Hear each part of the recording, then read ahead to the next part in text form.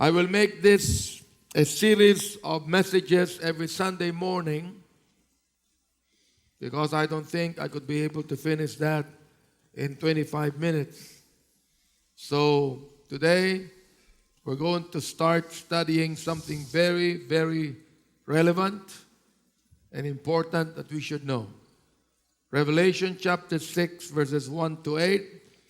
Let us read this all together aloud. All of you there in the live streaming, wherever you are, I want you to read the scriptures aloud also, okay?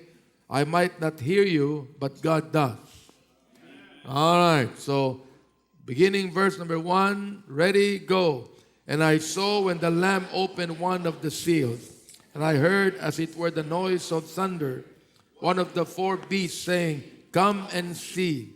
And I saw, and behold, a white horse, and he that sat on him had a bow, and a crown was given unto him. And he went forth conquering and to conquer.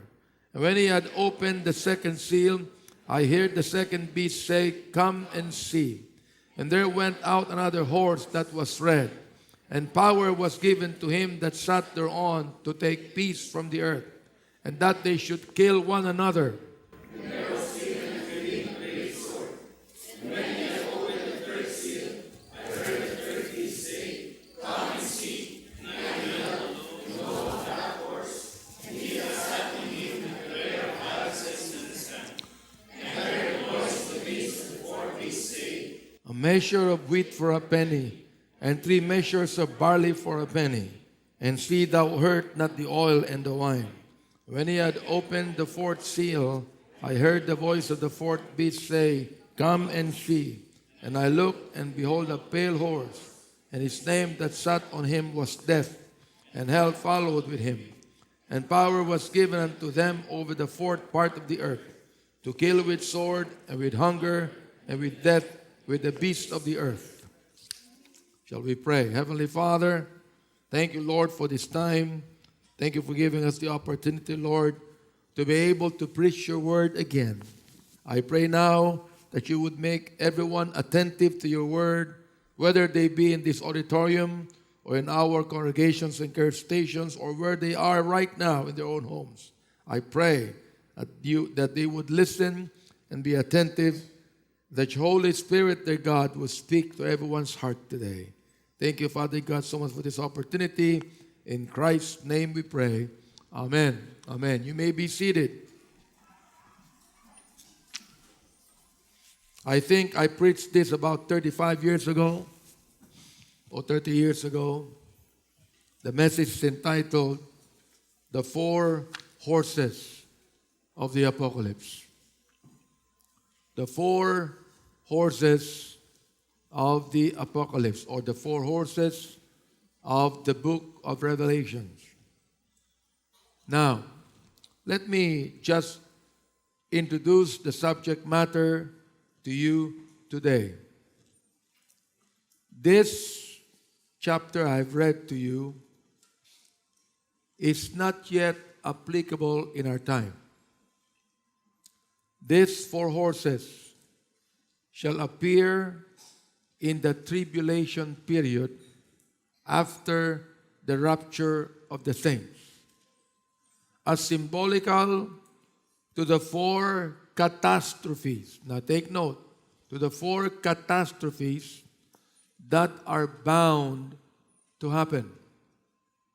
So nakikita po ninyo rito na hindi po ito nangyayari.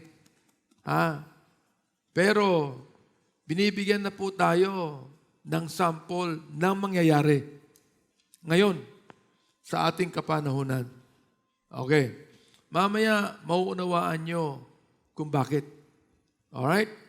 Now, you begin to read Matthew 24 and Matthew 21. Doon makikita ninyo ang mga signs ng pangalawang pagdating ng ating Panginoon. Yun ay mga signs pa lamang. Hindi nangangahulugan na pagkatapos ng lahat ng mga tandang yan, ay darating na ang Panginoon. No. It does not mean that way.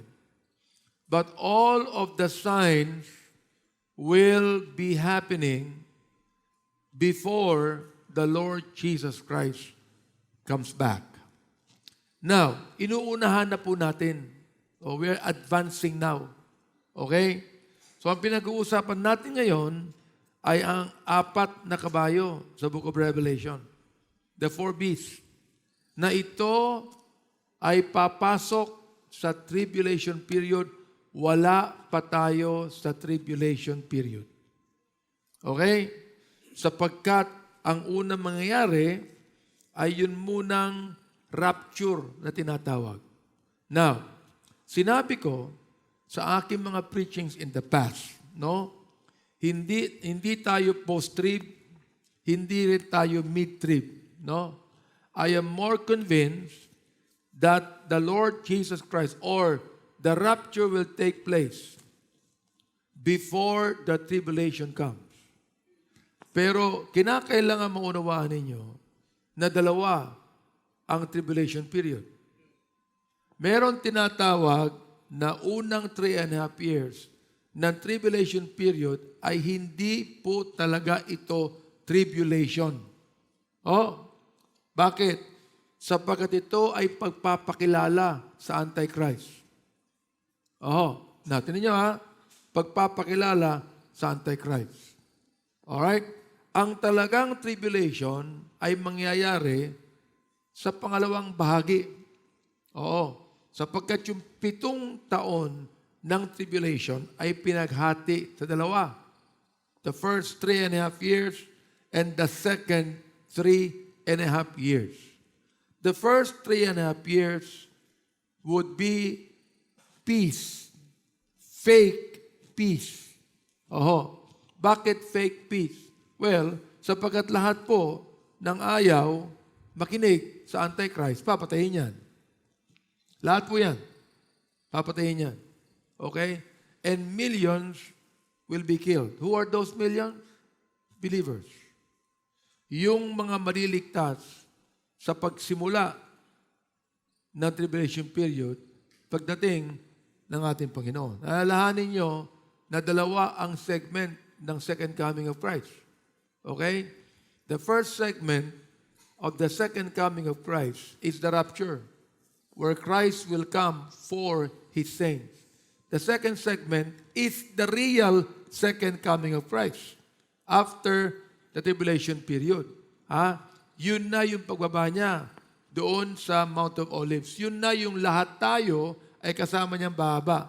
Yun na yung Battle of Armageddon pagkatapos niyan. But you know, I'm just trying to give you a glimpse of this, a panoramic view of what will happen in the last days. Now, ito pong nangyayari sa atin ngayon ay patikim lamang.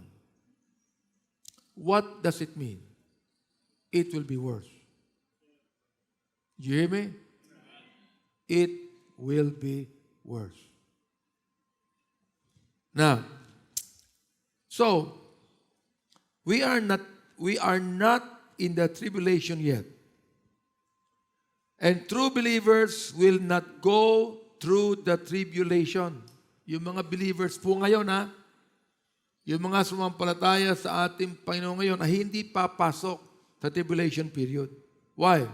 Because they will be caught up. Yun ang ibig sabihin ng rapture. Caught up in the Greek, rapere. Yung rapere, inanglicize yan. Okay? Rapere, which is anglicized and called what? Rapture. Kaya wala yung salitang rapture sa Bible. Hello? Wala. Oo. Makikita mo yon sa Greek word na rapere. Yung rapere, yun ang nakalagay sa Bible, caught up together with them in the clouds to meet the Lord in the air. Yan po ang sabi sa 1 Thessalonians chapter 4. Yan po ang sabi sa 1 Corinthians chapter 16 or 15, I would think. But in the book of Matthew 24, verse number 21. Tingnan niyo maigi For then shall be the great tribulation, such as was not since the beginning of the world to this time, no, nor ever shall be. Nakita niyo ba? Naunawaan niyo ba? Now, all medical experts sa mundong ito, all scholars in the world said that what is happening right now has never happened before. So, anong ating gagawin? We ought to expect for the worst. This is not yet the worst. At kung ito nangyayari dito, magsasabi ka na hindi na ako mag-a-attend na Ekklesia. Sa bahay na lang ako. You know, konting sakit mo, hindi ka na mag-a-attend. Konting whatever happens, you are going to get out of the will of God. Hindi ka nasusunod sa mandato ng Scriptures. Aba, lalo na, palaging grabe pa. Do you realize that? Do you think that this building will be closed? Palagay nyo kaya lahat ng mga worship buildings natin magsasara when worst comes? No, they will remain open. And anytime, any of our people can come anytime, because your house is not God's altar. This is God's altar. Hello? Okay? And I am declaring right now that the members who are not here, who are there worshiping God with us in their own homes, I am declaring right now to make their homes as God's building. But they're not God's building. That's their homes. This is God's building.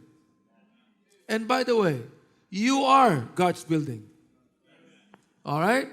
So, our buildings will be open 24/7 for anyone that would like to come and pray in the altar. You are sick, pwede kang pumunta dito, pwede kang mag-pray dito, pwede kang magbasa ng Bible dito. Just spend your time. Spend your time. All right? Nobody will ever try to hinder you to do that. Why? Because we are expecting the worst. Kaya ibig sabihin, kung sinasabi po meron tayong kasabihan, the best is yet to come. Correct? Well, let's change it. The worst is yet to come. Now, that's quite negative. But hey, folks, listen. We've got to be prepared for the worst. Amen ba? We should be. Okay. Yan, nakalagay sa Matthew 24:21. Jeremiah 30 and verse number 7. Alas, look at the word alas. Para i-emphasize natin na ito'y kagulat-gulat. Alas, na hindi pa nangyari kahit kailan. For that day is what? Great. So that none is what? Like it. It is even the time of Jacob's trouble, but he shall be saved out of it. Sino yung he? The nation of Israel. Why? Because the second part of a tribulation period is for the Jews. For the Jews. Ang tawag doon, the time of Jacob's trouble.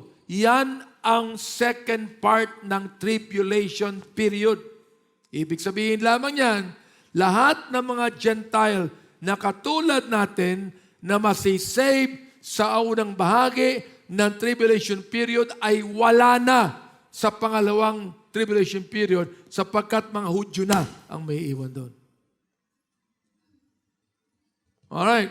Now, let's look into more of the details that you should look at. Pero palagay ko, meron tayong video na dapat natin panoorin on the novel coronavirus. I don't know if you have seen this yet, but let's see that. Is the video ready? Go ahead and play it. Infected? No? All right, let's continue on. Now let's look at the first seal broken here in verses 1 and 2. Okay?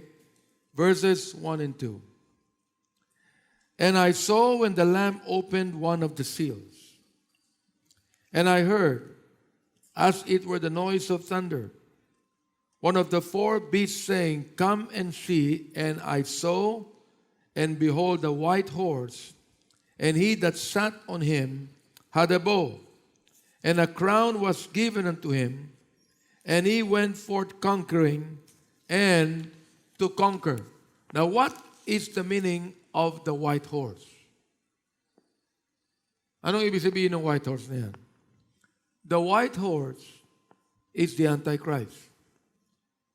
This speaks of the Antichrist who shall rule in the first half of the tribulation period. Now take note now. The Bible says a crown was given to him. And the word crown speaks of authority and power. Authority and power. And then it says he has a bow in his hand. Okay? Bow and arrow in his hand. And shall conquer. But take note, there is no arrow, just a bow. Am I right? Usually, pag may bow, may arrow. Pero ito, bow lang eh. He has a bow in his hand and shall conquer, but there's no arrow, indicating conquest. Listen now, conquest by diplomacy rather than war. So, huwag tayong matatakot na magkakaroon ng World War III. Hindi magkakaroon ng war na gagamit ng mga weaponry o ng military might. Hello? Okay? Natulad na nangyari sa Second World War. Wala yan.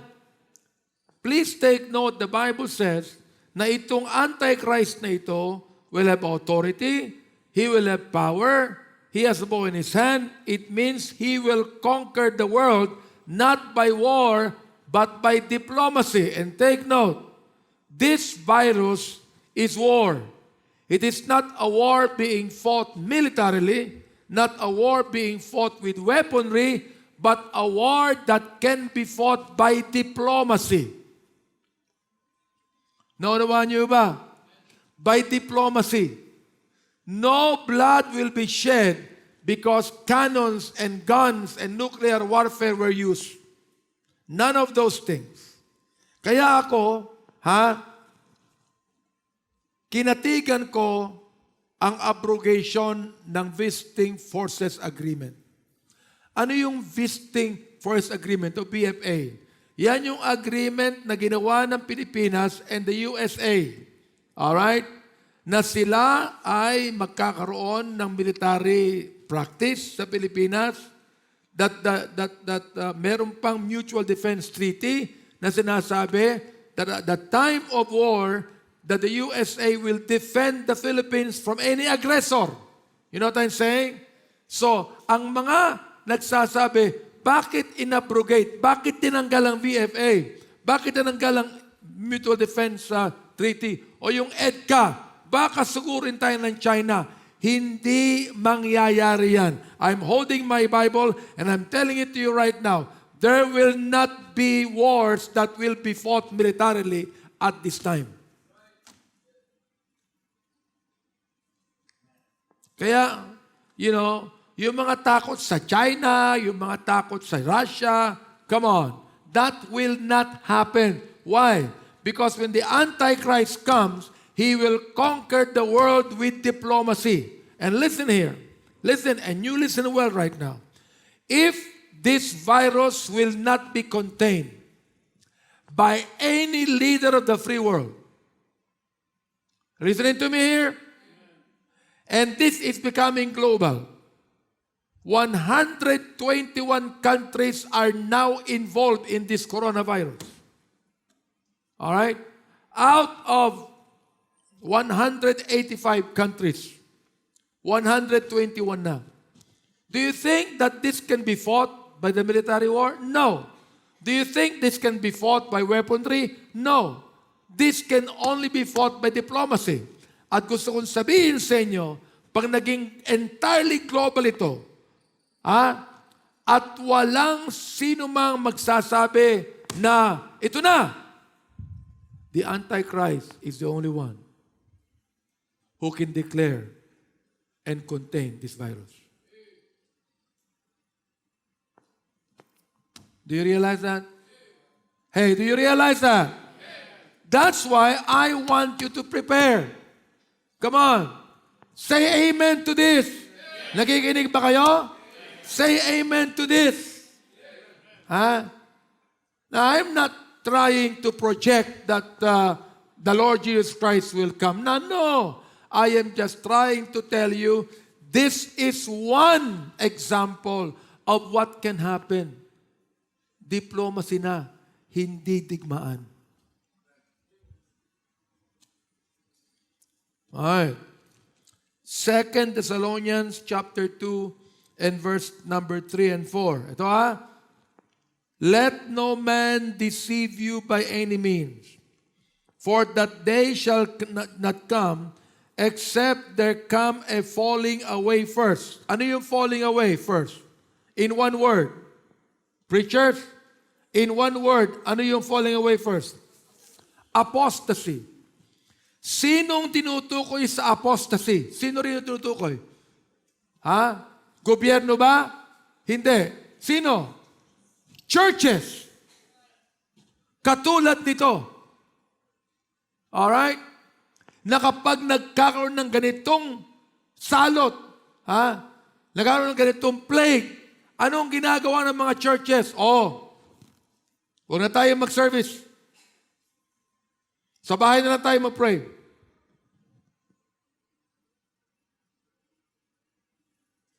Sara na yung Bible nyo. Baguhin natin ang translation. Hindi ko maintindihan ng King James. Change our music. Let's try to invite the world to come to this place. Not people, but the world. You know what I'm saying? Let's invite the world. Let's invite the world's attitude. Let's invite the world's character to permeate in God's Ekklesia. That is what it means by what? Falling away first. Naunawaan niyo ba? Yan ang ibig sabihin yan. Alright. The Ekklesia of God or the Church of God right now going into the world and compromising their stand. Why? Because they cannot take what is happening in the world. Tulad yan, ng parable of the sower. Na merong 4 na ground. Correct? Na ang sabi, the seed fell into thorny ground. Hindi ba? Ano nangyari? Anong ibig sabihin nung yung binhi? What is the seed? The Word of God. It fell on thorny ground. Yung ground na maraming thorns. Tulad yan ng puso na nakarinig, natuwa, tinanggap ang Panginoon sa kanyang buhay. Subalit, wala po siyang stand. Wala siyang puntasyon. Ano nangyari sa kanya? He compromised his faith. And because of that, there's no fruit that came out. Yan ang ginagawa ng dyablo ngayon. Kanyang kinukumbinsi ang mga pastor. Kasi mga pastor yan Hindi naman church lang ang mga pastor yan Kinukumbinsin ng dyablo ang pastor, makisama na kayo. Maging katulad na kayo ng mga simbahang yan na sumasabay na sa agos ng mundo. Alright? Bakit? Sapagkat dyan lang kayo lalago. Ang sabi ng Biblia, yan, gagawin yan. Alright?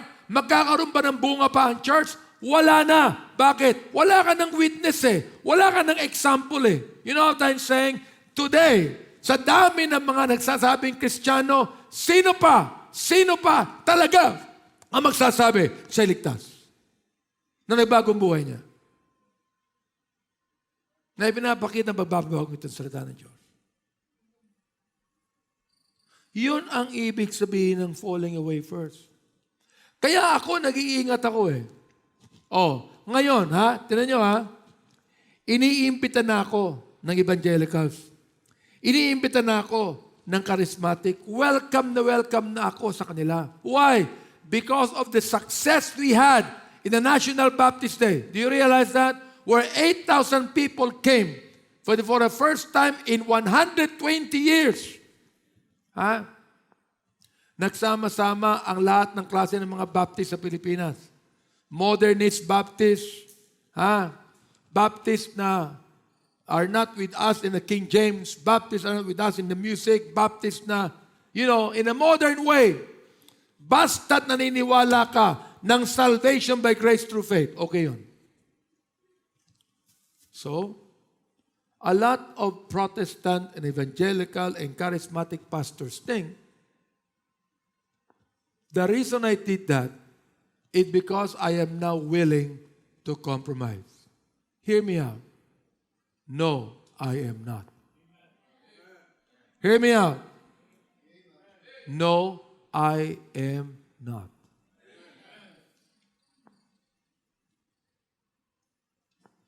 The only reason why I'm doing this is for what? So that we can prevent immoral laws to be passed in Congress.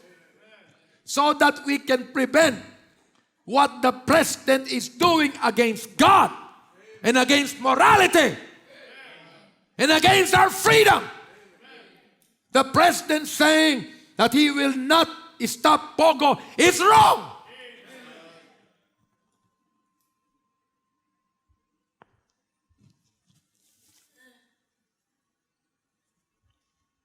There is already a text, a statement that I received from one of the owners of a very big Pogo company in this country who's Chinese. Anong sabi niya? Hindi kami natatakot sa sinasabi ni Abante. Gago yan, ang sabi. Gago yan. Puro salita yan. Anong ibig sabihin yan?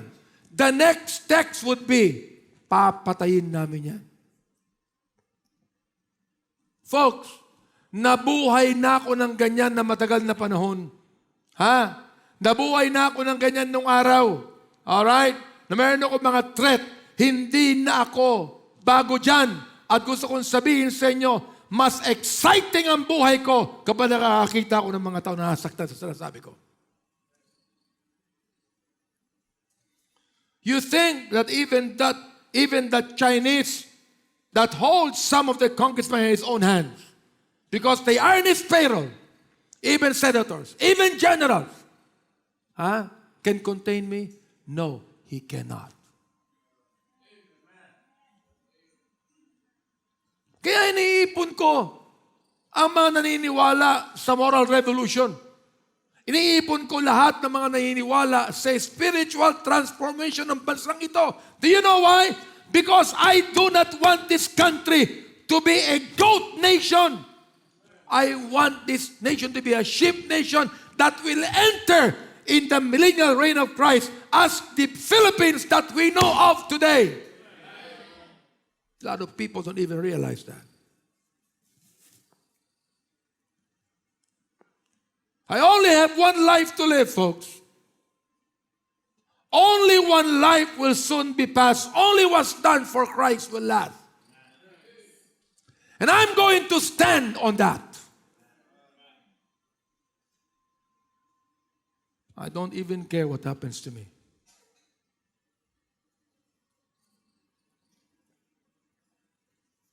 See? Tuloy natin 2 Thessalonians chapter 2, verse 3 and 4. Yan, narinig po yan lahat ngayon. Wala nang password itong live streaming na ito. Everyone is listening to it.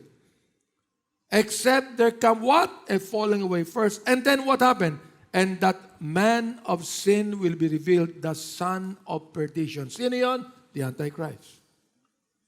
The white horse. All right?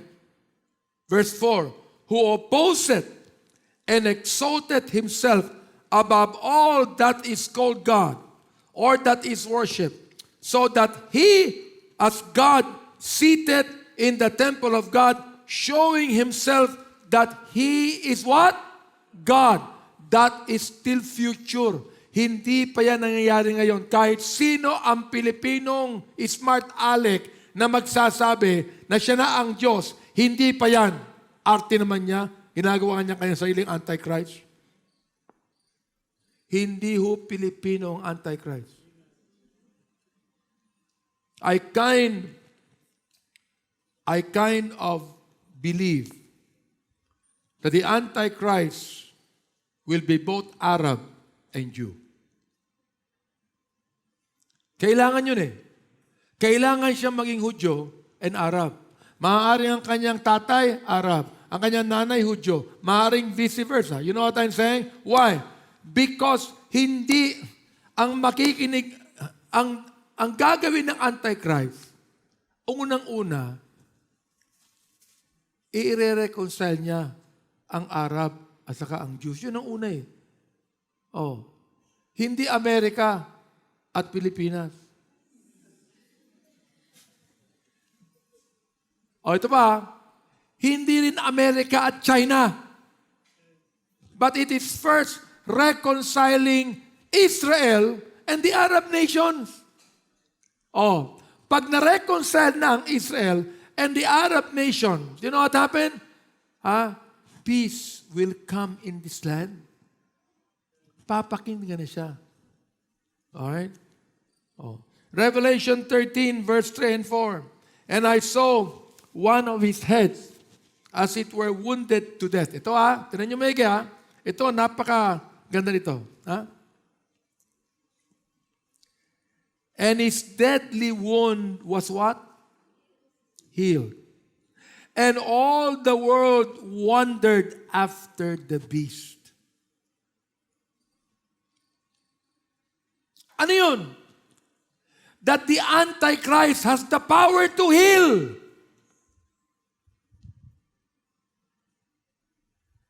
He can just make a pronouncement. Be healed. And they will be healed. Hello? Oh. And syempre, ito lang mga quack doctors ng Pilipinas, di ba? Yung divine healer ng Pilipinas, di ba? Magpagaling lang ng isa, dalawa yan, sinasamba na Am I right? Sinasamba na Oh, si Agpawa. Agpawa ba yun? Di ba? Yung ibang mga faith healers dito, magpagaling lang yan. Manalangin lang yan. Ilagay lang ang kanyang kamay doon sa ulo at gumaling yan. Sasambahin na yan. Ito pang Antichrist na ito, napapagalingin ang mga bansa. And they worship the dragon, which gave power unto the beast. And they worship the beast, saying, Who is like unto the beast? Who is able to make war with him? Sino pa ang may kipag-away sa kanya? Sino pa may kipagdigma sa kanya? Terrible ang kapangyarihang ibinigay ng diablo rito. You know what I'm saying? Oh. Then, he shall head the one world government and cause the people to receive the mark of the beast, but God shall destroy him and his people. Shall we stand?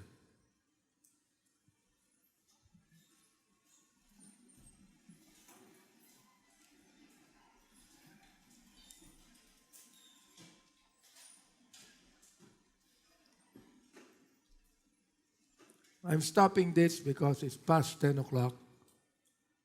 And I would like those who are listening over DCME to hear all of this. We are over the radio. We're over FB Live of DCME, and after 10, they cut off the program. But I think you have heard enough. Have you heard enough? We have 3 more.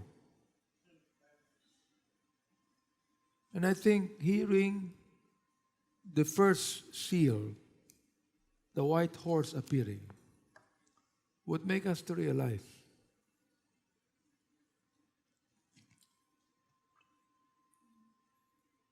that the time of the coming of Jesus Christ is near. Siguro noon, hindi natin masyadong iniisip to dahil umiikot ang mundo eh. Normally. Walang masyado eh. Ngayon, inalaw ng Panginoon na mangyari itong coronavirus para tayo mga anak ng Diyos. Isipin nyo na maigi. Na hindi na normal ang sitwasyon. At hindi na magiging normal pa ito. Pag itong COVID-19 na-resolve ng ilang bansa at nagkaroon ng vaccine dito, magkakaroon uli ng panibagong mas worse kaysa rito. Worse na nga yung African swine fever. Nakita natin na marami nang naluging mga negosyante over that. Hindi sa Pilipinas lang, ha? Sa buong mundo.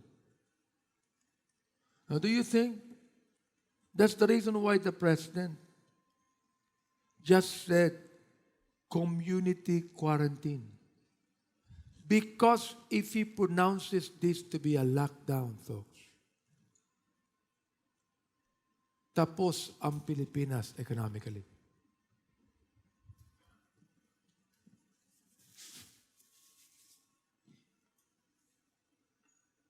Italy now is in local lockdown. Italy is in full lockdown. The whole of Italy. Today, because of Italy, the epicenter of the COVID-19 is now in Europe, not in China anymore.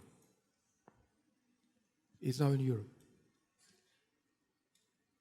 Is it not interesting? Are you not thinking why it is Italy? The seat of the Roman Empire. And we are still living today. We are today living in the period of the Roman Empire. That will be another message I'm going to give to you. Take note. Italy is the seat of the Roman Catholic Church. I am not trying to question something. I am not trying to give any assumption to this.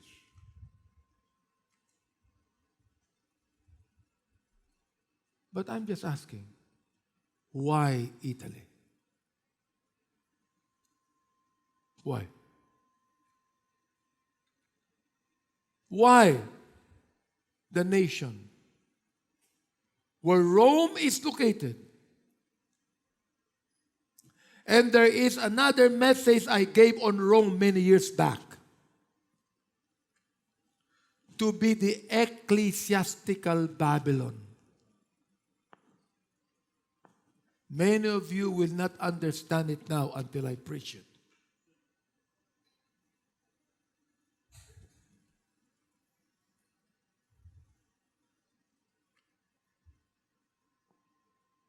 To some of you visitors right now, realize this. Are you sure you are ready to meet God today?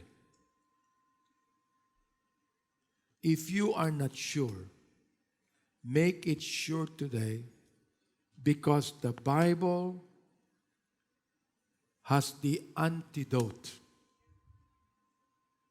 against hell. Antidote against sin. And His name is Jesus Christ.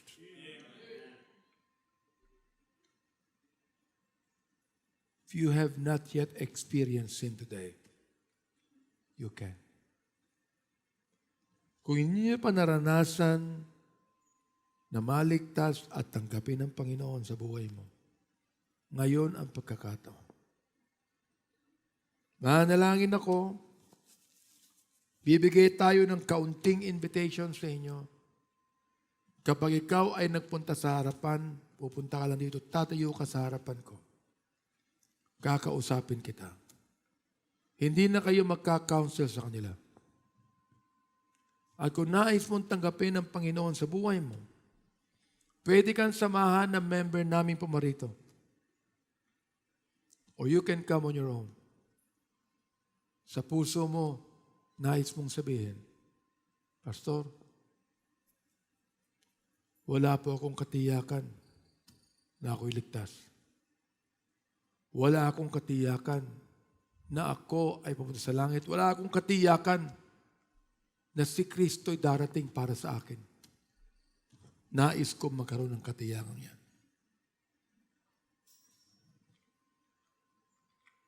You can have that today. Kilang Diyos, salamat po sa inyong salita ngayong umaga. Pagpalain po ninyo. At hamunin po ninyo ang inyong mga anak ngayon, Panginoon. Ito po aming dalangin sa pangalan ni Jesus. Amen.